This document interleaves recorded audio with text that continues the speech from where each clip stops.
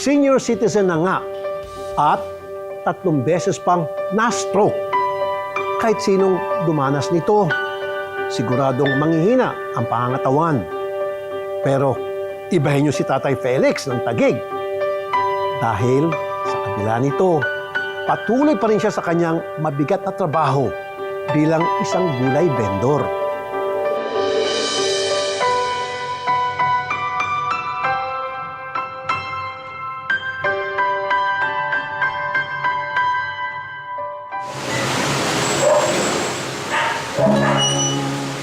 Bending dito, stretching doon. Akalain mong may pinaghandang laban sa loob ng ring o kaya naman may sasalihang full marathon. Pero ang totoo, araw-araw itong ginagawa ni Tatay Felix para palakasin ang katawan. At hindi sports ang dahilan, kundi kabuhayan. Yun ang pinaka-exercise ko, yun ang tinututukan ko ngayon, pagtinda. Mag-uumpisa ako dito ng alas 6, alis na ako dito, lalabas na. Tapos babalik na naman ako, mga alas 11, nandito na ako sa bahay niyan. Minsan, kumikita ko ng 700, 500. Sa tikas at bangis ng moves na binansagang Ironman ng Taguig, sino mag-aakala na 62 years old na siya? Heto pa ang hindi ka panipaniwala. Na-stroke na raw si Tatay Felix. Not once, not twice, but thrice. Ang pinakaunang atake nangyari higit 1 dekada ng nakakaraan. 52 po ako unang may stroke. Pagkagising ko ng alas 3, magtitinda na sana ako ng alas 3 ng madaling araw. Kasi hinanda ko na yung mga gamit ko. Pag angat ko ng kamay ko, hindi ko na may baba. Yun na pala yun ang unang atake ko. Kaya ang nangyari, hindi na ako tumuloy magtinda. Nung panahong yon, mangingisda at gwardiya si Tatay Felix. Pero dahil sa kanyang stroke, napilitan siyang tumigil sa trabaho. Ang oras niya, halos maubos na lang sa kanunood ng TV at kakalaro sa cellphone habang nasa bahay. Pero hindi pala porket petiks, safe na. Dahil inatake na naman siya. Nanonood ako ng TV dito sa loob. Tawa ko ng tawa kasi katawanan yung palabas. Doon ako nanginig sa upuan. Katabi ko ang anak ko. Ngayon, matutumba na sana ako. Nasalo ako ng anak ko. Pagkasalo sa akin, hindi ko alam na stroke na pala yun. Milagro para kay Tatay Felix na na-survive niya ang ikalawang stroke. Dito na niya napagdesisyonan. Baka dapat maghanap buhay pa rin siya. Yun nga lang, habang nasa gitna siya ng trabaho, nang biglang tamaan na naman sa ikatlong pagkakataon. Nainip nga ako, nagtinda ako ng bulot dyan sa labas. Tuloy-tuloy, kumakain yung mga pumibili ng chicharon, balot, Pinoy. Yun, anak buhay ko. Kasi ayaw ko nang walang kita eh. Ngunit isa na namang milagro ang naganap sapagkat nakaraos siyang muli sa panganib.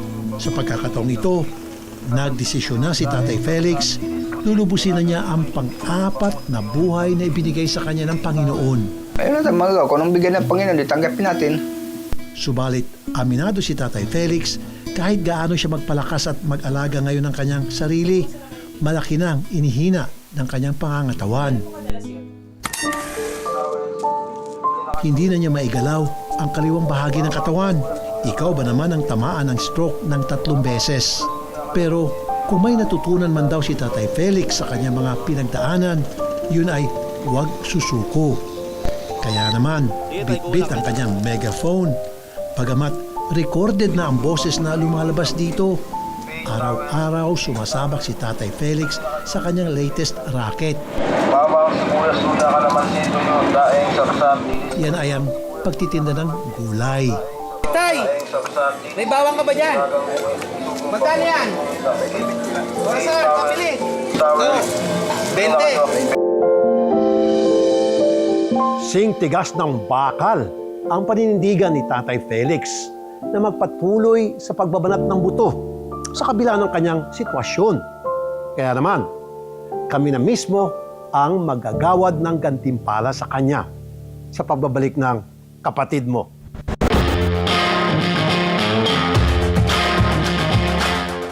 Kahit senior citizen na at may pinagdaraanan sa kalusugan, Desidido si Tatay Felix na hindi magpapakalantang gulay para na rin sa kanyang pamilya. Ang ganyang klaseng katatagan, hindi dapat pinabaliwala.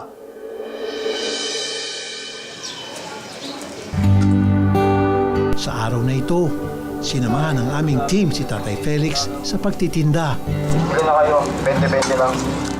Gulay ang kanyang inilalako. Nung araw na yon, meron din siyang daing at tuyo. Natanggap ako ng PWD pension. Bigyan ako ng 1,000. Inisip ko, ano kaya maganda dito? Ipuno ko kaya ito, magtinda kaya ako ng sibuyas bawang. Ay, medyo kumita. Sabi ko, maganda ito ah. Tuloy-tuloy na. Sinamahan ko na ng tuyo, daing, pistawil. Bukod sa mga ito, bit-bit din ni Tatay Felix ang megaphone. Buti naman, recorded ng voice message na nagtatawag ng mamimili. Katuwang ni Tatay Felix ang misis sa araw-araw na paglalako. Una silang nagkakilala sa Leyte. Doon pa man, napaka-loyal na raw nito at mahusay na may bahay. Kung titinda siya po naman dito, naglilinis, kung anong mga naglalaba, nagsasaing, nagluluto. Sobrang swerte nga raw ni Tatay Felix na hindi siya nito iniwan sa kabila ng kanyang kondisyon. Malaki ang pagpasalamat ko sa kanya na kahit ako ganito, nandyan siya tumutulong sa akin. Nagsasama kami kahit nahirap sa buhay. Meron silang 6 na anak. Pawang may edad na at may kanya-kanya ng hanap buhay. Nagpapadala pa rin sila ng suporta. Pero ayaw ni Tatay Felix na asahan ng kanyang mga anak. Gusto ko laging kumikita. Siya lang kasi ang katuwiran ko. Hanggat nabubuhay ako, maghahanap buhay ako. Ayaw ko rin umasa sa mga anak ko. Aminado si Tatay Felix, napabayaan din niya ang kanyang kalusugan noon. Malakas kumain, malakas uminom. Talaga pinagsisisihan ko yun. Kasi hindi ko naman alam ang mangyari ito. Kung alam ko lang nangyayari ito, dapat hindi ko ginawa yun. Kasi ayoko naman ng ganitong buhay ko. Ang pinakamasakit, ang mga kaibigan na inakala niyang magiging sandigan niya habang buhay, hindi na nagparamdam ngayon. Wala na akong kaibigan, hindi kagaya noon nung lasing ko pa ko, grabe ang kaibigan ko. Dinadayo pa ko dito para mag-inom lang. Minsan naman ako dumadayo sa kanila. Ngayon, wala na. Sadya nga sigurong kapag nagkakagipitan, tunay at tanging pamilya lamang ang makakapitan ng sinuman. Kaya naman, kahit sa totoo lang, mahirap na sa kanyang edad at kondisyon ng kalusugan, pinupursige pa rin ni Tatay Felix na lumaban sa araw-araw para masuklian din niya ang kabutihan ng Diyos at ng kanyang pamilya. Pinagsasadyos ko na lang yan. Bahala na siya kung kagustuhan na niyang kunan niya ako. Okay lang. Nagpapasalamat pa rin ako dahil sa mabot ako sa ganitong edad. Ganitong buhay ko. Okay lang. Saya pa rin ako.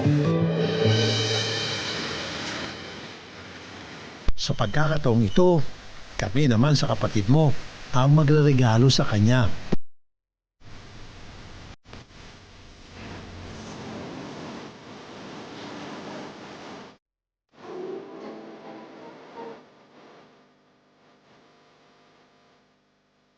Ang condition po kasi ni Sir sa ngayon, more on parang nasa chronic phase na po kasi siya nung stroke. So, bali pag ganun po, ang mga binabantayan na lang po namin, lalo na sa medicine po, is maiwasan yung pag-ulit ng stroke po ni Sir, i-manage yung mga possible na risk factors po para maulit siya, and more on ma-regain niya yung pinaka-previous function niya prior to stroke po kasi. Kailangan lang talaga na magtuloy-tuloy sila ng rehab and maintenance medications po to prevent recurrence. Kailangan regular BP monitoring, compliance po sa mga maintenance na gamot, and regular check-up sa physicians po nila.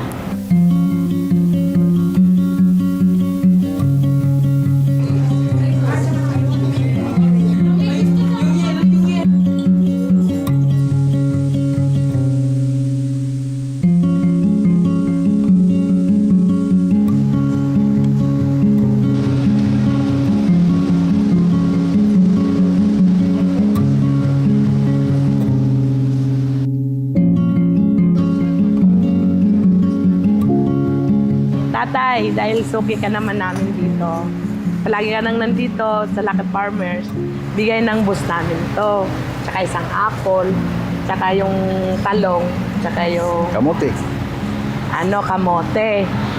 Huwag ka nang iiyak. Laki talaga magpapasalamat ko sa dami nito. Sa tagal na rin ng pagka-school ko, masaya ko, ba't ganito lang ako?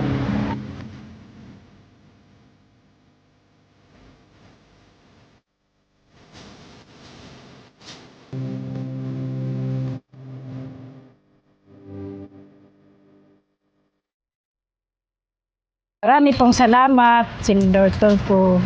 Pinagkaloob mo sa amin. Sana marami po kayong natutulungan pang iba. Maraming salamat po, Senator Rafi Tulfo, sa biyayang pinagkaloob nyo sa amin. Diyos na pong bahala sa inyo.